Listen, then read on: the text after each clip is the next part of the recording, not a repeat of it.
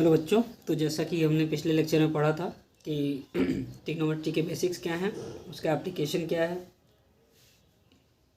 एक right angle triangle होता क्या है, और ट्रिग्नोमेट्रिक रेशियोज कितने टाइप के होते हैं और उनके फॉर्मूले क्या होते हैं और उनके फॉर्मूले को कैसे हमको याद करना है। वो सारी चीज़ें हमने पिछले लेक्चर में कवर की थी। तो आज हम इस लेक्चर में कवर करते हैं कुछ क्वेश्चंस। इन्हीं कॉन्सेप्ट को यूज करके कुछ क्वेश्चंस को सॉल्व करने की कोशिश करते हैं। तो जैसा कि एक क्वेश्चन मैंने लिया हुआ है और इसमें क्या है, गिवन है tan a, एक रेशियो दिया हुआ है, उसकी वैल्यू दी हुई है और हमसे कह रहा है कि बाकी सारे रेशियोज़ को फाइंड करना है और किस एंगल को फोकस में रखना है, यानी कि किस एंगल के रिस्पेक्ट में हमको सारी वैल्यूज़ निकालनी है, वो है एंगल ए। तो आइए, तो हमने एक ट्रायंगल सिंपली बना लिया है और एंगल ए बी सी इसको डिनोट कर दिया और माना है कि बी पे 90 डिग्री बन रहा है। तो यहाँ पे tan a बराबर हमारा हमको फॉर्मूले से पता है कि होता है परपेंडिकुलर अपॉन बेस, और a के रिस्पेक्ट में परपेंडिकुलर CB हो जाएगा और a के रिस्पेक्ट में बेस हमारा हो जाएगा AB। तो इसी वजह से हमने ये 4K मान लिया है CB और AB मान लिया है 3K। अच्छा, K क्यों माना है? क्योंकि ये एक रेशियोज़ में दिया हुआ है तो ये एक एग्जैक्ट वैल्यू नहीं होती है, तो इस वजह से हमने K को एक कांस्टेंट मान लिया है, क्योंकि जिससे ये पता चले हमें कि ये एक रेशियोज़ में है, ये हमको डायरेक्ट वैल्यू नहीं दी हुई होती है कि ये परपेंडिकुलर बराबर 4 हो जाएगा या बेस बराबर 3 हो जाएगा। तो इससे क्या होता है कि एक हमने CB को मान लिया है 4K और AB को मान लिया है 3K। तो अब हम इस ट्रायंगल के हमको दो साइड जब मिल गए थे तो हमने पाइथागोरस थ्योरम लगाया है थर्ड साइड को फाइंड करने के लिए, क्योंकि एक राइट एंगल ट्रायंगल है। तो हम लोग इसमें पाइथागोरस थ्योरम लगा के और हाइपोटेन्यूस निकाल सकते हैं। तो वही हमने किया है, हमने AC² बराबर CB² प्लस AB² कर दिया है, जो कि सिंपली पाइथागोरस थ्योरम का फॉर्मूला होता है। फिर हमने पाइथागोरस थ्योरम लगा के AC को निकाला है। हमारा AC जाके आया है 5K। एक बार हमें AC मिल गया, उसके बाद फिर हम सारे रेशियोज़ को बहुत आसानी से कैलकुलेट कर सकते हैं। तो AC का आने के बाद फिर हमने sin A का फॉर्मूला लगा दिया। sin A हमारा होता है परपेंडिकुलर अपॉन हाइपोटेन्यूस। तो A के रिस्पेक्ट में परपेंडिकुलर हमारा है 4K और बेस हाइपोटेन्यूस हमारा है 5K, इसलिए मैंने 4K अपॉन 5K किया। तो K से K की वैल्यू कट गई और हमारा sin A आ गया 4/5। अच्छा, हमने cosec A कैसे निकाला है? तो sin A का जस्ट रेसिप्रोकल होता है cosec A, तो इसलिए cosec A बराबर हमने साइन का उल्टा कर दिया है, जो कि 4/5 था तो मैंने 5/4 कर दिया है। तो cosec A की वैल्यू हमको मिल गई। ऐसे ही सेम cos A का होता है, cos A बराबर होता है बेस अपॉन हाइपोटेन्यूस। तो हमने बेस यहाँ पे हमको 3K, हमको इस फिगर में 3K मिला है बेस। तो इस बेस को उठा के हमने यहाँ पे बेस की जगह पे रख दिया है और हाइपोटेन्यूस की जगह पे 5K को रख दिया है। तो इससे हमको cos A की वैल्यू मिल गई है 3/5, और cos A का उल्टा ही होता है sec A। तो 3/5 है तो sec A हो जाएगा 5/3। हमको 4 रेशियोज़ यहाँ मिल गए हैं, एक रेशियोज़ हमको पहले से ही दिया हुआ था। अभी बच कौन सा एक रेशियो अभी बच रहा है, जो कि है हमारा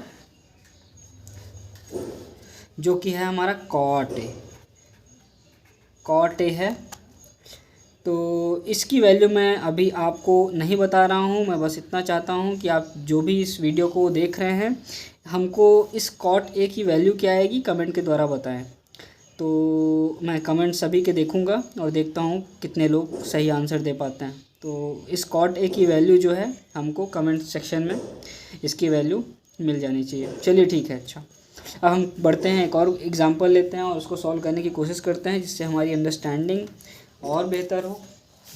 तो नेक्स्ट क्वेश्चन हम लेते हैं, NCERT बुक से ही उठाया है मैंने ये क्वेश्चन। तो उस बुक का ये क्वेश्चन है जहाँ पे दिया हुआ है हमें कि 15 cot A बराबर 8। तो हमको इस क्वेश्चन में क्या करना है, सिर्फ दो रेशियोज़ निकालने हैं। वो कौन कौन से हैं? फाइंड करना है sin A and sec A। इन दो वैल्यूज़ को फाइंड करना है। बहुत ही सिंपल क्वेश्चन है, जैसे कि हम लोगों ने पिछले क्वेश्चन में पढ़ा। बहुत आसानी से हम लोग इस क्वेश्चन को सॉल्व भी कर सकते हैं। तो यहाँ पे 15 cot A बराबर 8 दिया हुआ है, क्वेश्चन में गिवन है। हम सॉल्यूशन इसका निकाल लेते हैं। तो यहाँ से हमको कॉट ए की वैल्यू क्या मिल जाएगी, अगर हम 15 को उधर भेज देंगे, इधर डिवाइड में है तो उधर इक्वल के उधर जाएगा तो 8/15 हो जाएगा।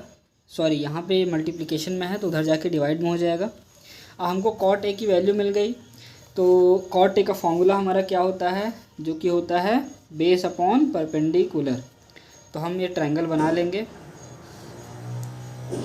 मान लेते हैं ये हमारा ए है, ये हमारा बी है, ये हमारा सी है।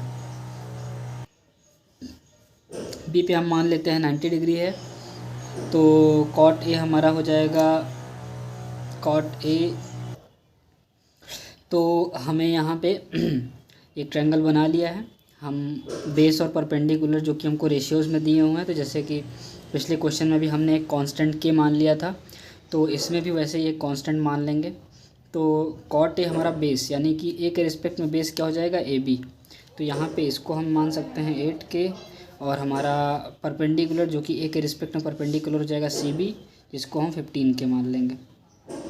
अब हम यूजिंग पाइथागोरस थ्योरम हम थर्ड साइड निकाल सकते हैं। तो यूजिंग पाइथागोरस थ्योरम, तो यूजिंग पाइथागोरस थ्योरम हम क्या करेंगे, जैसा कि पिछले क्वेश्चन में आप देख पा रहे हैं, तो हम क्या देख सकते हैं यहाँ पे AC square equals to AB square plus of BC square. तो यहाँ से हमको AC स्क्वायर मिल जाएगा,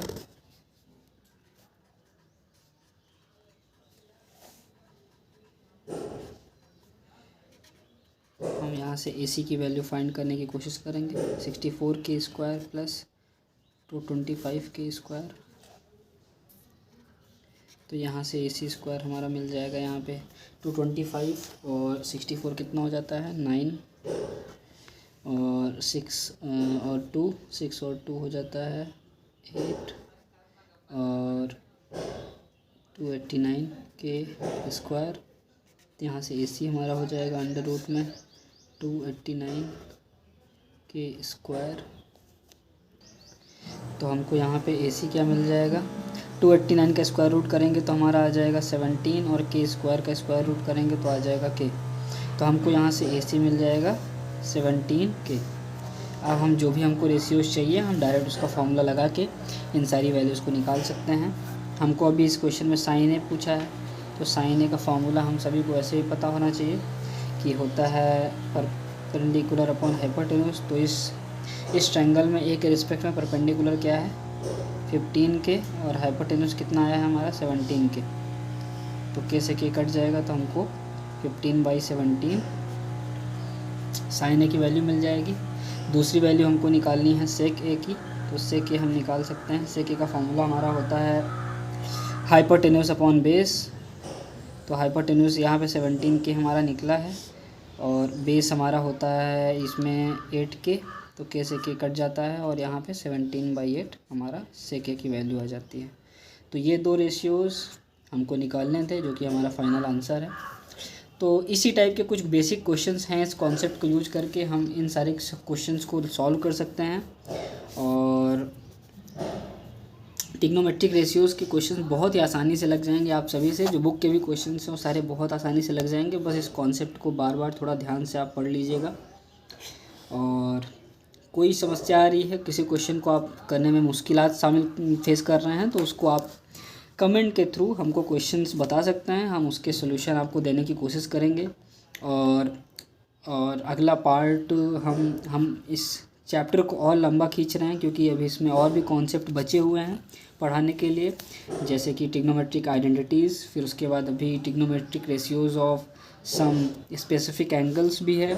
तो उन सारी चीज़ों को, उन सारे टॉपिक्स को हम अभी आने वाले पार्ट्स में कवर करेंगे बस। और आप सभी लोग जो इस चैनल पर इस वीडियो को अभी देख रहे हैं या नए जुड़े हैं, तो प्लीज़ चैनल को सब्सक्राइब करिए और लाइक और कमेंट भी करिए। Thank you. और जैसा कि पिछले क्वेश्चन में हमने कॉट ए की वैल्यू, जैसे कि आप देख पा रहे हैं स्क्रीन पे, कॉट ए की वैल्यू अभी तक नहीं निकाली है, क्योंकि हम इसका आंसर आप सभी के द्वारा कमेंट सेक्शन में सुनना चाहते हैं। और तो ठीक है, इस क्वेश्चन का जवाब दीजिए कमेंट्स में, फिर देखते हैं, मिलते हैं अगले वीडियो में।